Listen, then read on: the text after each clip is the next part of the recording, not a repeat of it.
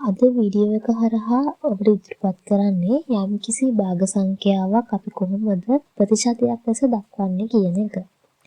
ඒ අනුව ගත්තහම යම්කිසි භාග සංඛ්‍යාවක් ප්‍රතිශතයක් ලෙස දක්වන්නේ ඒ අදාළ භාග සංඛ්‍යාව 100ට 100ෙන් ගුණ කරලා.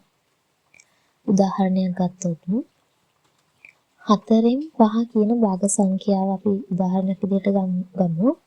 මේකෙදී 4න් 5 කියන භාග සංඛ්‍යා ප්‍රතිශතයක් ලෙස දක්වනකොට අපි කරන්න ඕනේ 4න් 5 කියන භාග සංඛ්‍යා ගුණ කරනවා 100ට 100ෙන්. ඊට අපි මේක සුළු කරන්න පුළුවන් අපිට 4ට 4 ඒවා 1යි 100ට 4 ඒවා 25යි. ඉතින් වෙන්නේ 5 වරක් 25.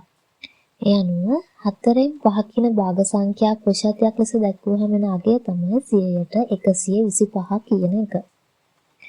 අපි තවත් උදාහරණයකට යමු. ඊට උදාහරණ තමයි 8න් 6 කියන භාග සංඛ්‍යාව. 8න් 6 කියන භාග සංඛ්‍යා ප්‍රතිශතයක් ලෙස දක්වනකොට අපි මේක හදන්නේ 8න් 6 ගුණ කරනවා 100ට 100ෙන්. එහිදී අපිට පුළුවන් සුළු කරන්න 8ට 4 ඒවා 2යි 100ට 4 ඒවා 25යි 2ට 2 ඒවා 1යි 6ට 2 ඒවා 3යි ඉතුරු වෙන්නේ 3 වරක් 25 3 වරක් 25 75යි. ඒ අනුව 8න් 6 කියන භාග සංඛ්‍යාව ප්‍රතිශතයක් ලෙස දක්වුවාම අගය තමයි 100ට 75.